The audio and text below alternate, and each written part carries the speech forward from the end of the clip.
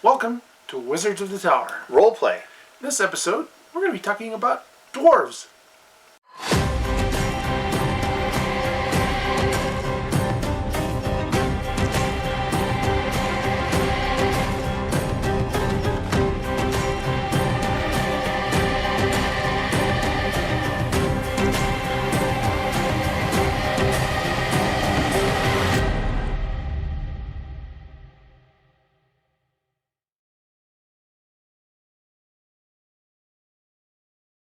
Welcome to Wizards of the Tower. Roleplay. We're going to talk about dwarves in this episode. Well, Dwarves are kind of fun to play. They are. I think most people are kind of familiar with them, mainly because of movies and stuff and Tolkien. But there's historical sort of backgrounds to a lot of this, and that's why I'm sure Tolkien put dwarves in his stories because of the sort of European folklore of dwarves. Yeah, well, the Norse had their tales of the dwarves, as did the Germans. Yeah, I mean, the whole idea, what I know about it a little bit, is that dwarves were considered to be these people that kind of lived underground, kind of secretive, but they're amazing craftsmen. I believe, in Wagner's Ring Cycle, the dwarves created the ring, the rings that could, the magical ring, and it's the idea that they would create magical weapons and armor that heroes could use to survive, attacks with, or fights with, villains or with magical monsters and that sorts of things. I don't know exactly how far the idea of dwarf history goes back, but it's got to go back quite a long ways, at least until, the Norse, which is over 1,000 years or more. Yeah, because, their tales talk about the dwarves. Yeah. And how they're enemies with the giants. And yeah, I mean, there's a lot of myth in the sagas. Yeah. So this, the idea of dwarves have been around for quite a long time. And it's interesting that we would bring those, through that time period into our modern period. Mm-hmm. And dwarves have still survived after all this time period. It's kind of like elves are the same way. A lot of times dwarves are confused with elves and gnomes and things in literature. And because they're like small, they live underground, they're kind of secretive, that kind of thing. So yeah, because the original elves were actually small. Yeah. So then we kind of have Tolkien. And in Tolkien, of course, we have... Well, actually, in the 30s, we had the story appear from Disney, Snow White and the Seven Dwarfs. Ah, see. And I guess that's kind of an extension of... That was before Tolkien. Yeah, that's kind of the extension then of the Germanic myth, that you would have these dwarven miners, who, mine and... Hi-ho, hi-ho, they, it's off to work we go. Create, objects of precious metals and gems, and they find Snow White and they say, they save her, and there's the evil queen and that sort of thing. That's got to be based on... That's an old story that Disney picked up to make into, one of their first big cartoons. It's got to be based on myth and legend and sagas, to fit in, to be a familiar story to many. In Tolkien, we have, then of course we have Gimli. And Thorn and Oakenshield and all Balin and from The Hobbit, and then you have from the Fellowship of the Ring. These are the kind of the famous dwarves, and it's the idea that we have dwarves like today, that they have certain characteristics, have certain behaviors, that Tolkien has kind of laid out the groundwork for how they're supposed to exist and how they do things. Actually, Disney did that too with the beards and the big noses and the chins and small and gruff and we see that over and over again in even in the illustrations of the Tolkien books. The dwarves, Gimli is often shown as being big beard, big nose, kind of squinty eye, kind of big, kind of muscular but small, and that kind of thing. What about in Terry Brooks? Well, Terry Brooks in the Sword of Shannara, there's a dwarf that goes on the adventure with them. Okay, yeah, and I mean a lot of people can say that Sword of Shannara is just basically like a Tolkien copy. Yeah, because the dwarf is exactly like the dwarves. Yeah, exactly. And then, of course, Andrzej Sapkowski's The Witcher series has dwarves. Yeah.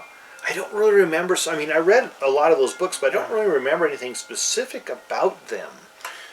they have been there a long time, along with the elves. And I remember a lot more about the Yeah. elves, but I don't remember so Yeah. much about the dwarves in his books. Yeah. Now, of course, if you ever watch the Witcher TV series on Netflix, they kind of have the stereotypical dwarf in that. No, I do kind of Yeah. remember that a little bit. So So, there are stereotypical characteristics of dwarves, and they come out almost all the time in books, magazines, stories, whatever, role-playing games. And part of them, their physical characteristics. yeah, well, the first and big one is the beard. Yeah, And the older they are, the bigger their beard is, and the Yeah. thicker their beard is, and yeah. balding. Now their size, they're usually small, between Stout. They're stout. between 3 and 4 feet. They could be a little bigger than that, maybe almost 5 feet. They could be, maybe the size of a small human. Broad-shouldered, Very, very broad shoulders. Tremendously muscular. barrel-chested. Very strong. Very, having a great sense of. They would have great constitution, great fortitude in physical characteristics, in fighting or in strength, durability. They'd be able, to be able to, Stave off poison. stave off poison. They can work for long hours, that sort of thing. And of course, there's always those running jokes: is how do you tell a male or female dwarf? Well, length of the beard. Maybe a female dwarf doesn't have such a long beard, Yeah. and the men have the longest beards. That sort of thing. It's just kind of. We're not really sure because, sometimes, the only time I remember seeing a lot about female dwarves recently is in the Rings of Power TV show. That's where they finally hit upon the Yeah. female dwarf and seeing female dwarves. Yeah, and it's really, really interesting in that, how the female dwarves are portrayed. I really actually kind of like that about that show in that sense because they bring that up and they're trying to define what female dwarves are and what their place in the world is. Yeah. Now, in my campaign, female dwarves don't have beards. I just don't want bearded female dwarves.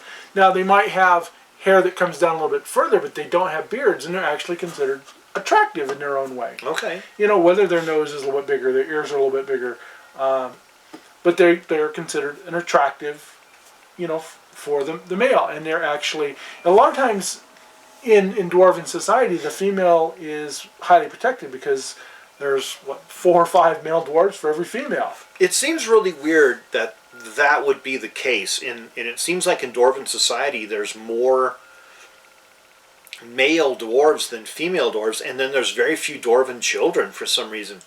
It's really, they call them the younglings and stuff like that, and it kind of seems odd, that if you look at it in a realistic adult society, it's almost like male dwarves would have like homosexual relations with each other. The fact that they don't have enough wives. I mean, would male dwarves take other male dwarves as their wives or husbands or something? As a partner or as spouse, partners or mates or something? It's just kind of one of those things that never really addressed, but it's just kind of odd, that if you look at a lot of the illustrations in some of these books, the female dwarves are almost like big and stout, large-breasted, big shoulders, and yet with these kind of cute sort of Nordic faces and huge braids. I mean, always wearing armor or always carrying a big mug of something. And yeah. Or why don't you ever see the female dwarven adventure? Because they're home being protected. Housewives, I guess, which to me is just, that's a terrible way to look at it. They're back at the hold, sweeping out the hearth, yelling at the kids while the man, goes off and, fights the dragon. I don't know. It just seems like there's a lot of those stereotypes that are just kind of really annoying. Yeah. Of course, there's always the mental characteristics that they're always greedy. Yeah, that dwarves are always greedy, and a lot of that comes from or drunkards. Yeah, a lot of that comes from Tolkien too. The idea of their greed. Thorin Oakenshield's grandfather, finding the Arkenstone and that sort of thing. The greed overtook him and made him sick. That dwarves get gold sick. They get greedy. That they want to amass hordes of wealth and do nothing with it. Just sit on it. And that's, look at it. Yeah, that's just sit there and ponder it. Counting your money all the time. That's a pretty common characteristic in almost every book I've ever read. That dwarves are like that. That they're greedy. That they basically try to accumulate wealth for wealth's sake and don't do little with it. I wonder if sometimes we're looking at more cultural stereotypes of other people when it comes to those kind of myths, and I wonder if it's dwarves are often kind of a stand-in for certain people. So maybe that's not really a healthy way to look at them. And I tried when the times that I've played dwarves, I've never had them as greedy. I've always had them as fun-loving, kind of constitutional-wise, stout, stout and strong. But they've never been greedy because I just don't like that idea. Yeah, and of course there's always the typical that dwarves talk with a Scottish accent. Again, I think that's probably from Lord of the Rings. Yeah. The movies. John Rhys Davies. They gave you just talk like this. Our stores are wasted on the long run. We're natural sprinters, of course. That kind of thing. They all got to sound like Sean Connery. I'll do to the dragon with what I did to you last night. That's right. That kind of thing. It's like the elves talk like this, of course, and that sort of thing. I don't know. Those things kind of crop up and they're always there. But we could talk for a minute about the magics of dwarves, which is really kind of interesting. Yeah, so dwarves are known to be, while they're not the most magical of creatures, we're going to tie this in with their arms and their armor, that some of their arms and armor in legends and lore were some of the best, along with the elves, Yeah. because they could enchant it while they were making it. They always were the best at making arms and armor. Yeah, but then taking jewelry magic, too. and jewelry, precious things, and putting magic into it. Now dwarves, typically considered to be magic users or sorcerers. You're typically more the clerical based. Yeah, they do have a clerical base, talking about the dwarven deities and that kind of thing, and they have dwarven healers. They have dwarven smiths who use dwarven spells to create powerful weapons and powerful armors and jewelry items. That goes way back to myth and legend. With the rings of the ring of the Nibelungen, and they still kind of have this thing where this dwarven armor is fantastic. I mean, it's really, not only is it really well made, but it's got a spell on it that protects you from fire. That kind of thing. So they would have dwarven makes of arms and armor is always considered vastly superior. Rivals that of elves. But it has a reputation for being very stout and heavy and solid, whereas elven stuff always has a reputation for being very light, being very dexterous, but also able to do quite a bit of damage too. If I remember, and I may be wrong in this, but I remember in German class when Frau Dinkelmann was reading us the stories of Siegfried, the spear was made by a dwarf, I believe. Probably. I mean, yeah. I mean, in the sagas, the dwarves made special, weapons and special magical items, for the gods to have. They were made by dwarves, the dwarven made. They would make amazing arms and armor.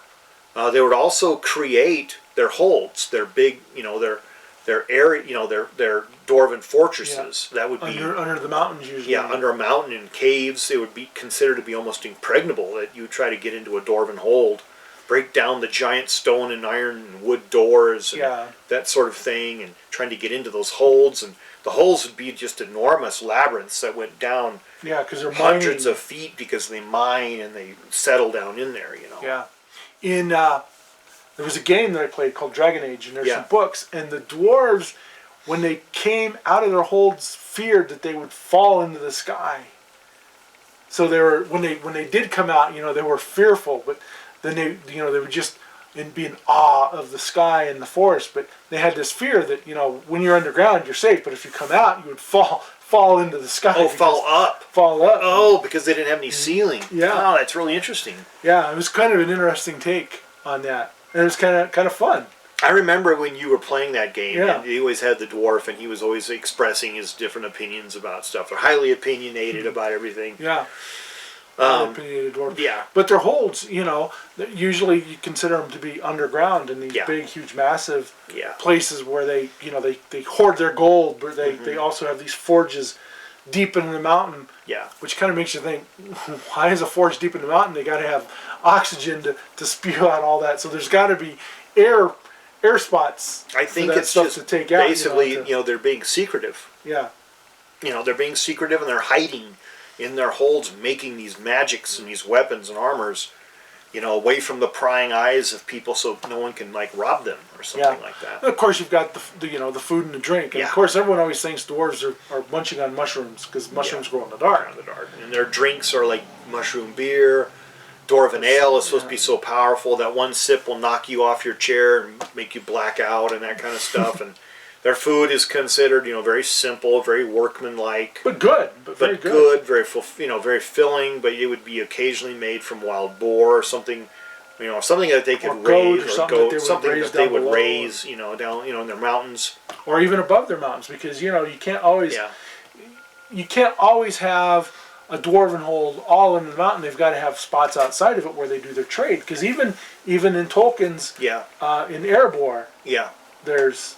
Yeah, it seems like they live in the mountains, and they have these mountain fortresses and holds, and they're creatures of the cold weather and the rock and the ice.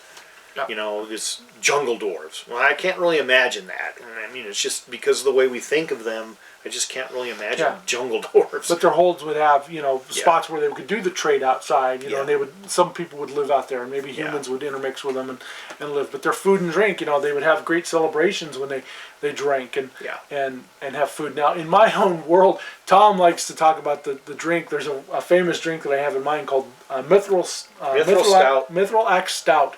And it starts off, when you drink it, if you're a non-dwarf, you have to make a fortitude saving of 16 when you start off. Yeah. Otherwise, it'll knock you out cold. It'll black you out, make you sick, and you're fatigued. Dwarves can just down this stuff, and it's derivative of mushrooms. Yeah, it's really crazy how that is. There's also this thing about dwarves and songs and music, how they sing, and they have these long, intricate songs, and they play this music, and that's how they.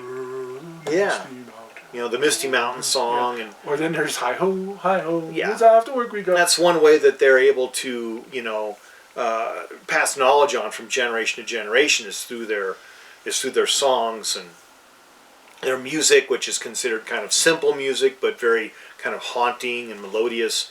And then of course you've got a lot of drums and beating and chanting. But there's also this idea that books, dwarves would have books of grudges, and that comes from a lot with Warhammer Old World, where the dwarves have the books of grudges where they would settle. They would open the big thick book and they would say, Thorin Ironbeard still owes, Lothar Rockhound 5 gold and has never paid in 1,000 years, stuff like that. And I mean, it's really kind of funny when you have dwarves, kind of in that world.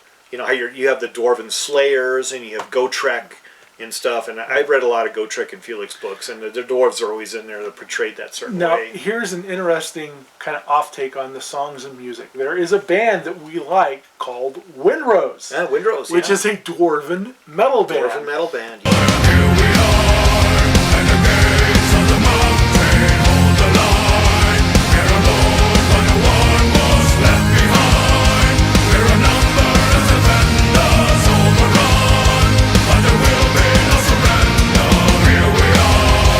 And they have some great Dwarven songs. They do. Erebor and Diggy Diggy Hole. To Erebor, and they have orcs in their videos. They dress up as dwarves. They look like dwarves. They look like dwarves, but if you see them in real life, they're actually average height. Yeah. But they put on these huge costumes that make them seem big hammers or axes. Yeah, they carry these big hammers, and their shoulders are like this wide, and they have these beards, and it's really funny. I mean, it's great music too. Oh, they're great. Fantastic. And you can get some great inspiration for Dwarven music from that. You can. Of course, then, typically in their songs, they always talk about fighting enemies and who they're going to fight. There's always orcs, goblins, trolls, ogres, giants. Things that might live under the ground with them, and things that they might fight. And of course, in Tolkien, they fight dragons. They fight Smaug. Yeah. But there's always this thing that dwarves are either rivaled against elves or fighting against elves completely. And I really don't know why that came from. And there's all these different ideas that, who was created first, who is the elder race, that sort of thing. And I think it just kind of, it's one of those tropes that you get within the gaming community of like why dwarves would hate elves, why elves would hate dwarves, all kind of stuff like that. Yeah. you know, and their enemies, you know, are typically those that live underneath the ground, but they're not always those that live underneath the ground. Yeah, I mean, giants. You know, they fight giants. A lot of it is, you know, the goblins, because they share the caves Goblins together. and orcs. Yeah, goblins and orcs, because they share the caves, and they fight for cave space. But, you know, in D&D and other... well, there's also the drow. well, okay, dark elves. Yeah. In D&D and Pathfinder, you know, the dwarves have certain advantages against giants because they're just harder to hit. Yeah. You know, and they have these different combat advantages, which is really interesting. I've always thought that's kind of fascinating that, you know, it's... well, I've got advantages against giants. Well, why would something so small have an advantage against a giant? Well, because they're harder to hit. They're harder for the giant to hit. So, makes sense. Yeah, maybe they just know the weaknesses. They've Yeah. studied them. Architecture and craftsmen. Well, we've talked about craftsmen a lot, but we should talk about dungeons and dungeoneering when it comes to dwarves. This idea that you want a dwarven tunnel fighter if you're going down into deep into the dungeons and you're doing a dungeon crawl. You know, you want a dwarven tunnel fighter with you because they have all these advantages. Well, stone sense, knowledge, architectural knowledge. So in first and second edition, dwarves actually had that ability of detecting the depth underneath the ground, how far they were, the slopes of passages up or down, new construction versus old construction. They've kind of gotten away from all that now. Now they have skills that you have to do that. Pathfinder still has that in the original Pathfinder. I don't know about Pathfinder 2, but in the original Pathfinder, you still have stone sense and stone cunning and things that dwarves would have where they could, you know... I think those were breaking up into feats, though, if I remember right. Probably. Yeah. Probably. You know, you have a lot of those advantages. They can see in the dark. They have dark vision. Dark vision, yes, which is a great thing to have. It's a great thing to have if you're a dwarf. You know, that two dwarves together can create a wall of fighting that people can't get behind. Or a dwarf can root themselves to the ground and not be pushed or moved by no matter how many attacks coming against them. You know, and a lot of it has to do with playing them inside dungeons and playing them inside tunnels and things like that. Yeah, because they're very fitting for underground fighting. Yeah. Very fitting for underground fighting. Yeah. Now, playing a dwarf. Played many a dwarf. I love playing dwarves. Not that many, but many enough. I played a few, and I love playing. I played a dwarven bard once who played the bagpipes. It was really fun. I was trying to be in the only all-dwarven campaign we were involved in, and it was actually kind of fun. Yeah, I've actually played in 2 all-dwarven campaigns. Okay. The first was in first edition. Okay. And I was pretty much the leader in that, but we were a bunch of dwarves from an outdoor community. Now you have dwarves, you have your hill dwarf and you have your mountain dwarf, and then you've also got your underground dwarf, your deep dwarf. Dvergar, I think is what they're called.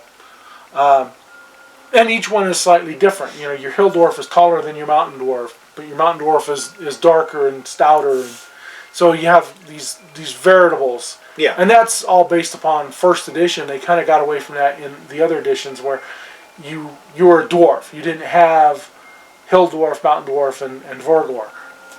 Dwarf was like a class that you played. You're a dwarf. Could even, in the original basics, it was dwarf class. It wasn't. It wasn't a class like fighter. It was a class like a fighter. It wasn't. But you were playing a race that was a dwarf. Yeah, racial characteristics. That was kind of weird when you think about it. You know, what are you playing? A fighter? No, I'm playing a dwarf. Okay.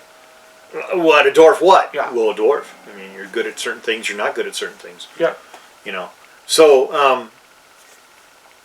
I like playing dwarves, but the problem is a lot of times your dwarf gets shoved into this typecast to where you've got to be a tunnel fighter, you've got to be this rough, gruff drunkard, you've got to be this certain kind of character. And I tried to break that by playing my dwarven bard. Of course, dwarves don't get bonuses to charisma, so my dwarven bard had low charisma, which didn't work very well for dwarven stuff. And I've hated that idea that dwarves cannot be charismatic. Why? Because they're stout, because they have big beards, because they talk in gruff voices. Why couldn't they be charismatic? Which is kind of the cool thing with the second edition of Pathfinder is they've done away with those racial characteristics, and now you can put them where you want. You don't take the minuses. You put your pluses and minuses where you want instead of being specific in you get your bonus for Constitution, but you get your negative in charisma. You know, why does a dwarf have to be named? You know, a dwarf could be a great leader. He could be a great, Absolutely. you know, a great orientator, Yeah. leader, and Yeah. you know, because you know, just because he's gruff. I've just never understood that they have to take negatives, and on the positive side, why do they always have to be incredibly strong? I mean, a dwarf could be stout and kind of strongish, but why are they so strong? And why? Well, as a dwarf, you get +2 to strength. Why? Why can't they? Why are they any more stronger than an actual human fighter? Quicker and more tumbler. You know. Yeah. Why can't they be like a dwarven acrobat who rolls around and bounces and stuff like that? Which is kind of a trope. You know, you've got the traveling dwarven acrobatic circus that travels around. Yeah. Something like that. I mean, playing them, the opportunities are endless, I think, and they can be a lot of fun when you play them. I just think that people should try to get away from some of these stereotypes of the dwarves and make them into some other kind of a character. Yeah. You know, dwarves can be really fun. They really can, and there's a lot. You know, there's the Pathfinder. There's the Dwarves of Galarian. I read all through that book, and because they have little things like that, and you know, you can invent your own world where it's an all-dwarven campaign, maybe an all-female dwarven campaign, maybe something like that. I just think that the possibilities are endless and really intriguing. Yeah, I actually threw that out to our group for a dwarven campaign because there's a whole adventure that the party went through a dwarven hold. Yeah. And I actually wrote a short story. You did? Yeah. It was fun. It's actually, Tom loves that short story. Yeah, it was a great short story. He actually wants to see me. Yeah. It was a good story, and it really made a lot of sense. And in that world where it was at, it was really well placed within that world. Yeah. So, anyway, we're going to end this episode of Wizards of the Tower. Role play. So we hope that you like, share, subscribe, spread the word. Follow us on Discord. Come and join it. There's all sorts of things out there. You can give us ideas for future episodes that maybe you'd like to see, or just chat or role play or whatever. So anyway, may all your adventures be epic. And keep on rolling. Thanks, folks.